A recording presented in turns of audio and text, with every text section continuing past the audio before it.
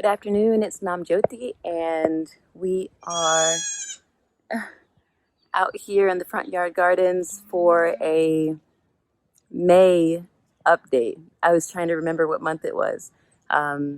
It's May and we're in the front gardens, so let's go around and see what's new. We can start at the back of the garden today. The goats are having some snacks. We've been getting a bunch of rain, and so right now we're in between some storms where we can come around and look at what's going on. So here you can see these sunflowers are grown up tall. They're taller than me, and I'm about 5'7.5". So these guys are very tall, but they're also in this trough, so that adds to some of their height. But you can see the stalks are really quite thick, and I came and snatched off a bunch of the leaves that were kind of deteriorating, and some new growth came in. So there are stacks and stacks of flowers that are getting ready to open.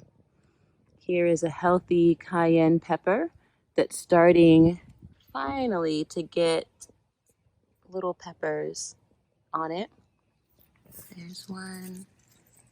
Let's see. There's one. They're really cute. There's a bunch of flowers. So, cayenne pepper. I was a little concerned about the cayenne for a while because they were getting overshadowed by the sunflowers, but I feel really good that they've kind of made their way. As the sunflowers have gotten taller, the cayennes have kind of found their way into the sun.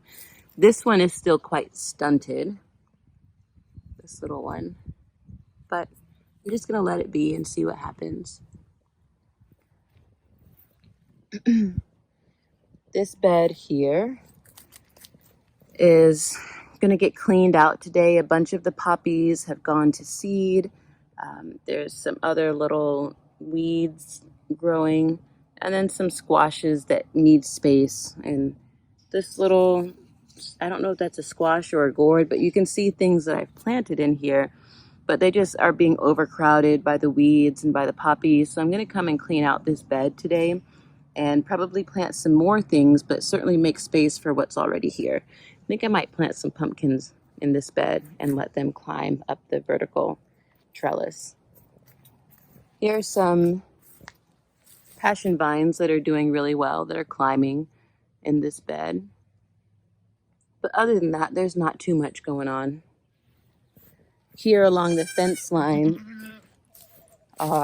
this is, I believe, a sunflower, probably a zinnia over here, and just some things that I planted. These are all zinnias.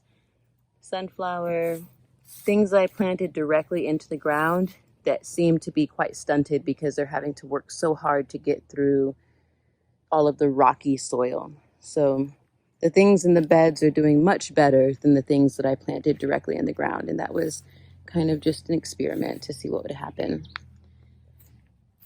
This gourd, I'm pretty sure at this point is not a cucumber, but a birdhouse gourd.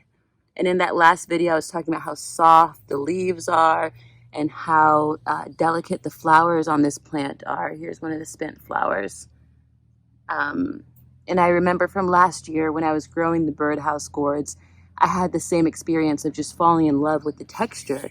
But then I promptly forgot that I had that experience until I was racking my brain trying to figure out what this plant is. Because I was like, well, I'm calling it cucumber, but that doesn't really feel true. And then when I dug into the recesses of my mind, I remembered how much I fell in love with those birdhouse gourds last year.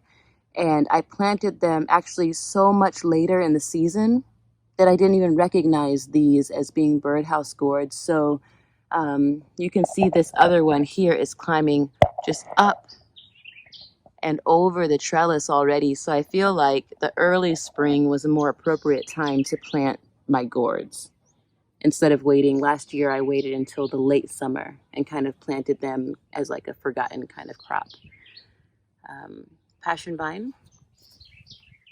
More little squashes and maybe melons that I just haven't quite identified yet. This is some sort of bean. Let's see if we can train it to wrap around the trellis instead. There's a lot of training that happens. I come out here every day that I can, that I have time, and try to retrain each thing that's kind of gone astray. Because the things that will latch on, these are all sunflowers. They feel kind of stunted compared to the others, but they were also planted later. Anything that runs and climbs will climb the nearest thing. So like, look at this bean. This is actually a scarlet runner that's climbing up onto, I don't know what this is. Maybe that's a tomato plant. Climbing up the stem of this tomato, and that's not ideal, but it's already so entangled that maybe I'll leave it. But we really want it to climb the trellis. So you can come in, if you have vertical gardens, you can always go out and kind of train things as they grow, because they're not necessarily going to reach for the trellis first if they can reach for something that's closer and more opportunistic. Nathan. Nathan is a very vocal kitty, and he always has something to say. He always wants to make sure that you know he's there. So this tomato plant is suffering a little bit, but it's still producing fruit.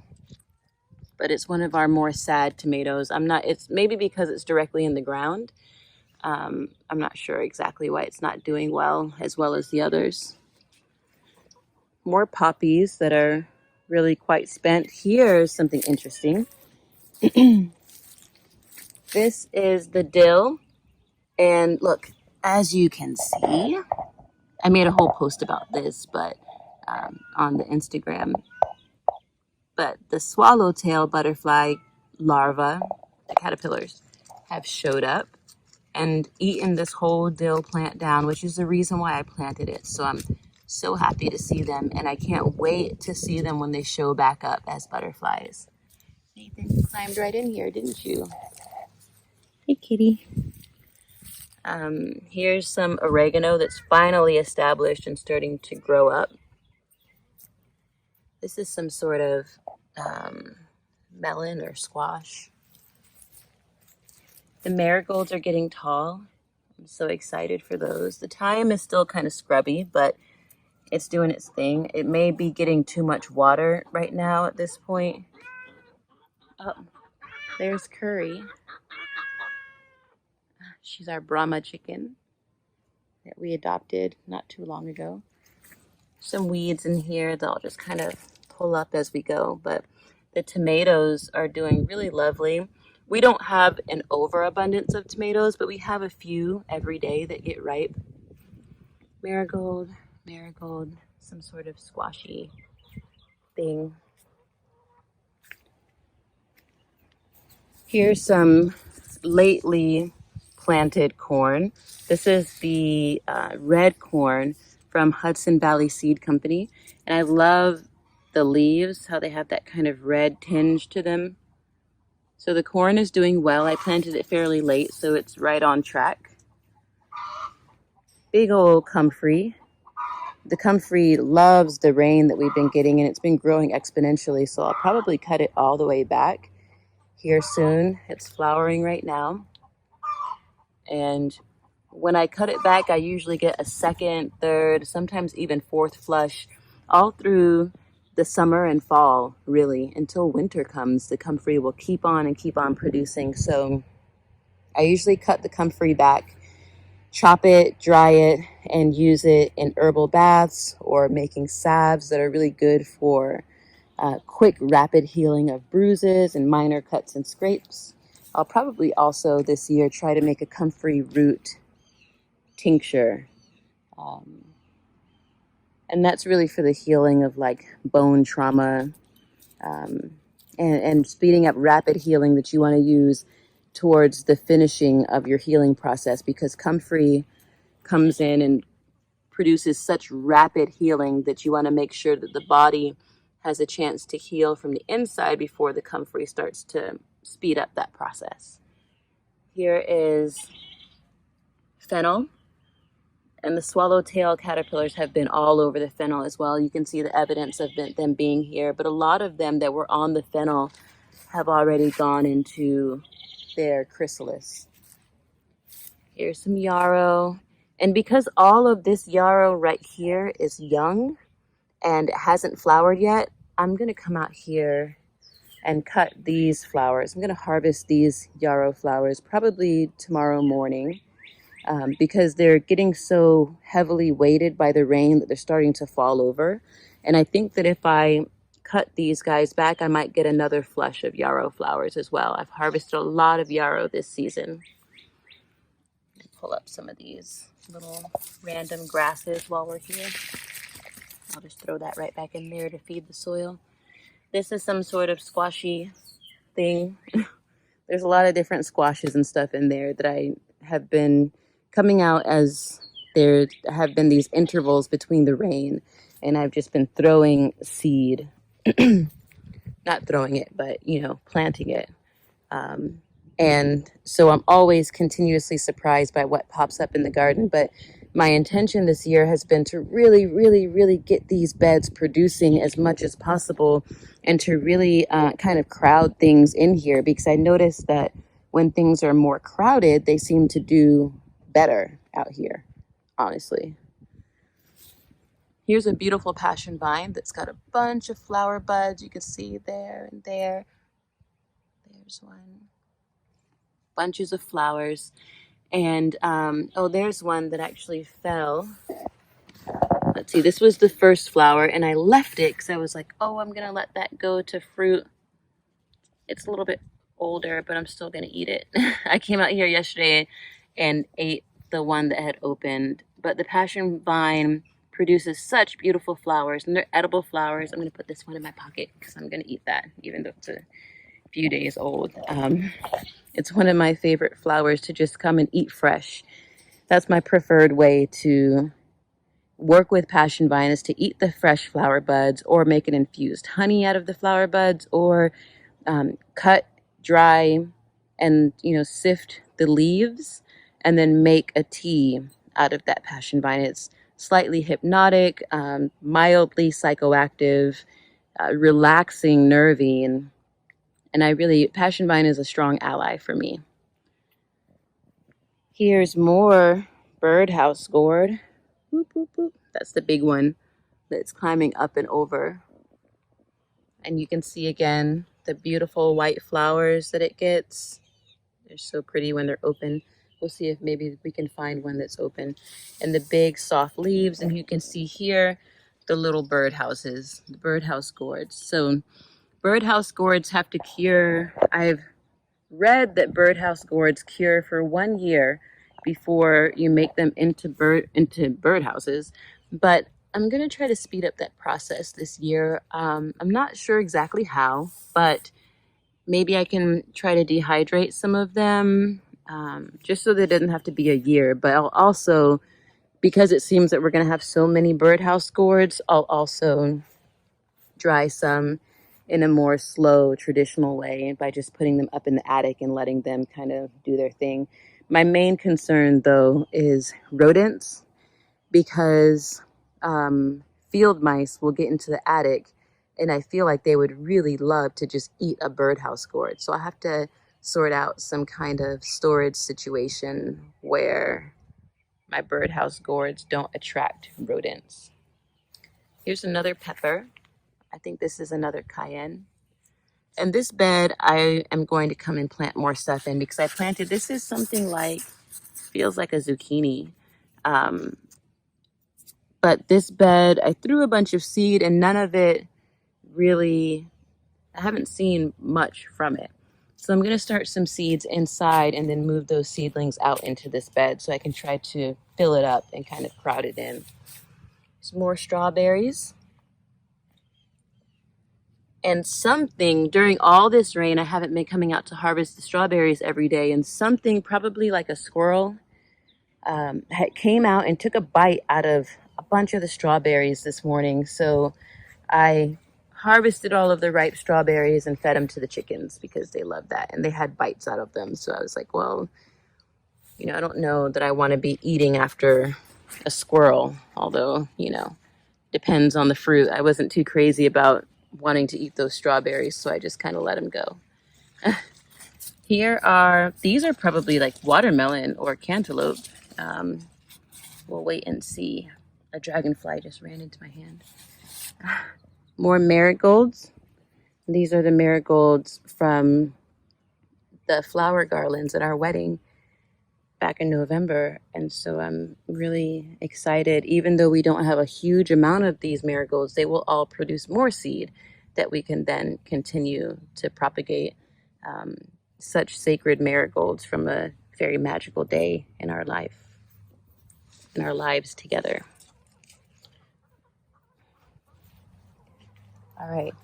Here we have a couple things going on. So I don't know what that is. It's not getting as much sun as I would like for it to because it's being overshadowed by the birdhouse gourd. See this? If you can hear that, is more scratchy than a birdhouse gourd. So I don't really know what that is. It may be a birdhouse gourd, but it's a scratchier sort. But then we have this coming in, which I think could be, let's see if we see any baby fruits. I don't see any fruit yet. So either that's a cucumber or it's not a zucchini, I don't think. I think that probably this is cucumber, but we'll have to wait and see. But I'm very pleased with the way that it's really started to take off and climb, because once the melons and the cucumbers and the gourds start climbing, they really take off. So I'm happy that this one is so tall. It's probably up to my chest here. There's another one of those sweet birdhouse gourd flowers. So there's plenty of birdhouse gourds climbing up here. Let's see. And then these sunflowers. We've had a lot of sunflowers blooming already. And some of these have bloomed and are going to seed, and some of them are still in process. But you can see there's a bunch of different heads. So we're getting stacks and stacks of sunflowers. You can see there, which I'm stoked about because, gosh, I've been trying to grow sunflowers like these for years. And this is really the first time that I've been successful. So it feels like a major accomplishment in my gardening life. You see this one that's going to seed. Here's a tomato, which I caged late. I was really late to cage this one, and it was kind of falling over. And so I came out and caged it. And we have a bunch of tomatoes in the backyard that need cages. So that's kind of our mission between the rain as well. But you see, there's a fruit down there. And we've been getting so much rain lately, which is not good for the tomatoes. So I may be making some fried green tomatoes here soon, just to give the plants a break from carrying all of the tomato fruits in so much rain. And I don't want my tomatoes to get the rotten, kind of soggy bottom. Oh, look, look, look. Oh, what a blessing. There's a little, I'm assuming that's a swallowtail chrysalis, because we've had so many of their caterpillars here. And I believe that they'll just stick around and pollinate the flowers and the fruits here, because this is their home. And that's why, look how beautiful and perfect that is.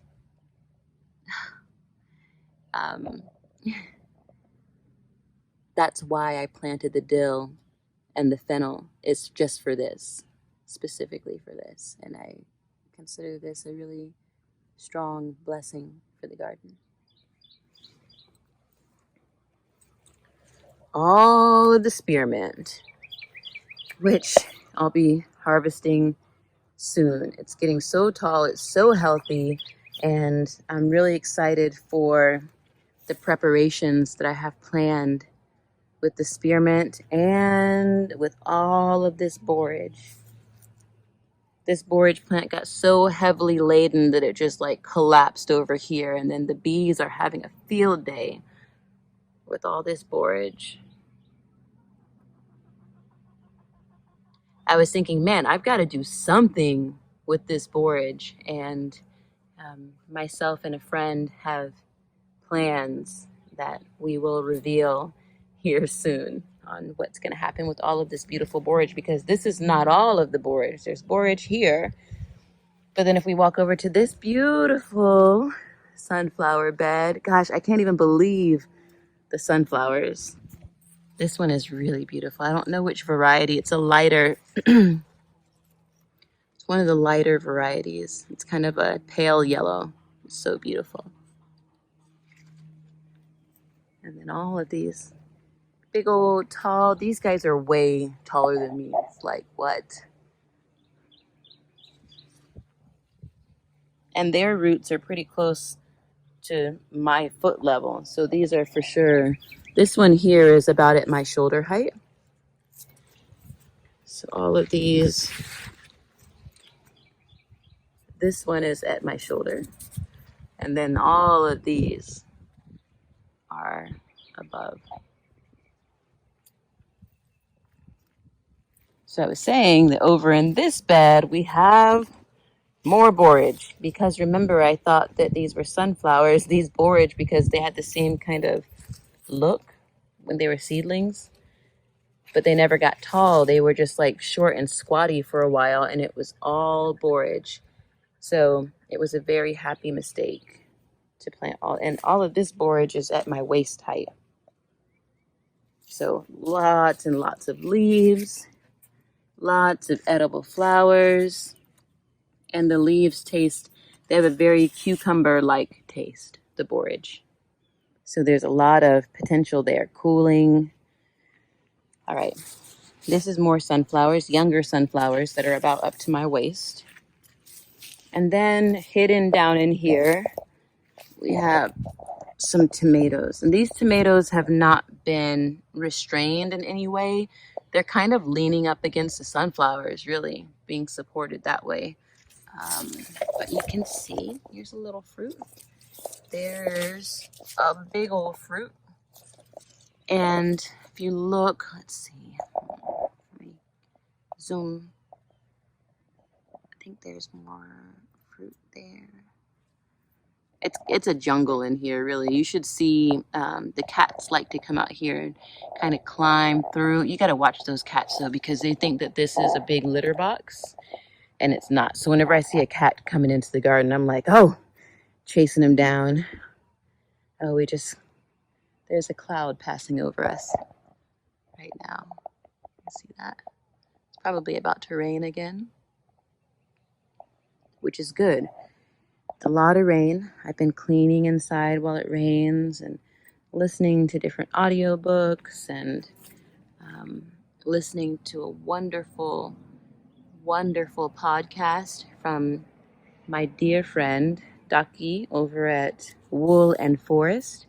She has a podcast that she made, I think probably a few years ago, that's all about Icelandic sheep wool.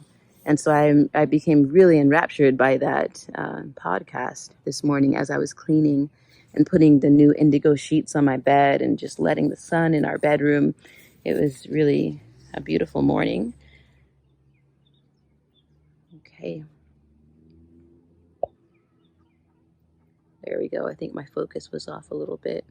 Just recording this on my phone. So if you see that it's kind of blurry or something, it's just because I'm not using a video camera per se. Oh, here's a good surprise. I saw this morning. I tried to take a picture, but it just didn't do them justice. The straw flowers are coming in. Is that clear? Let's see. There we go. Straw flowers. And I planted the straw flowers because they're so beautiful, especially when they're dried. And I like to include them with my packages that I send out, the brooms and stuff that I'm mailing out on a regular basis. And so I was like, well, let me try and see if I can grow some straw flowers. And you can see they're growing beautifully. There are, let's see, 1, 2, 3, 4, maybe at least 4 plants in there. And because they're competing for the sun, they're getting really tall. And I love that because I don't know how tall they're supposed to be, but the competition in this bed is forcing everything to grow up taller because it's competing for the sunlight. And so I don't know if that's a gardening technique, but that's definitely what's happening out here because I've planted so many sunflowers. And I think it's great. All right. So let's see. We've covered this whole garden. Let me step back and see. I'm going to step out and see if I can maybe get like a full view. You can kind of see the whole garden that way. And this is the spring garden. Things will really start to produce more as we go into the summer. And then usually after the summer garden gets really intense and it gets really hot here in Texas, then I clean out the beds and start another round of planting as we go into late summer and fall. All right, let's go look at that overflow garden that is beside the pig pen. Come along with me.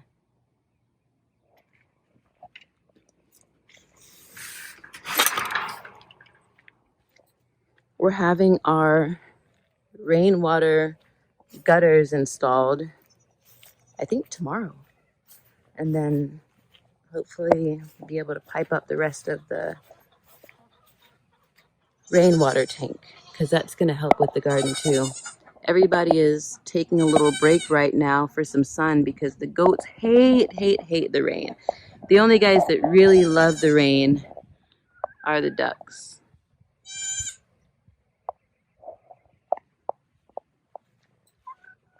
There's Curry again. She's beyond the fence, just kind of foraging and hanging out. And you hear baby goats.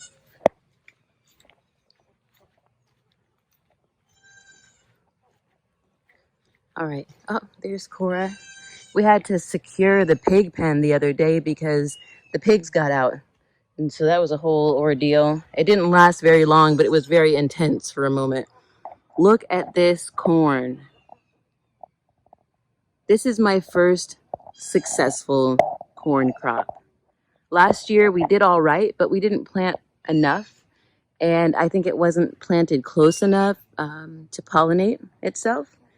And so most of what you see here is corn. There's Painted Hills corn, there's like golden yellow sweet corn, there's all kinds of different varieties of corn. And this is all as tall or taller than me. Like these guys back here are taller than me, for sure. If we look down, you can't even really see the trough anymore. There's also all of these in here in the island. Those are all sunflowers, different varieties of sunflowers. You can see that one there is got a flower that's going to bloom soon. Nathan? Right, Nathan? Sorry, buddy. Here's some prairie verbena, which is a medicinal wildflower that we have growing here. Also, this Mexican hat, the Retibita, is a medicinal wildflower. Lots of different radishes and other sprouts that we put down below that we can probably go in there and harvest a lot of that for the pigs and for the goats right now. But really the show stealer right now is this corn.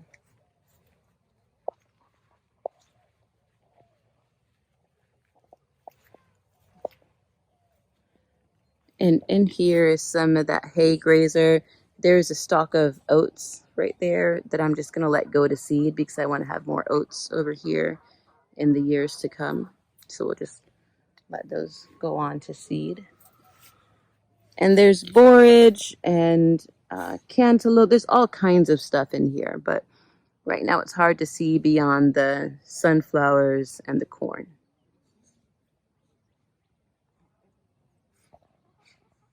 Hey guys. I don't know why there's a ladder in there with y'all, and I had to go in there and get that ladder. Good morning. Good morning. It's not morning, it's afternoon, but hi guys. Cora. Cora. All right, we'll end it here with the Kuni Kunis. And I will see y'all next time that we come back out to the garden. Maybe we'll come out and do a harvest. So I've got that yarrow and borage and spearmint to harvest. So maybe I'll make another video and we'll just document that process of harvesting and chopping and drying and what all of that looks like what to do with all these beautiful things that we're growing. So if you like this video, of course, subscribe, share, like, comment, and I'll see y'all later.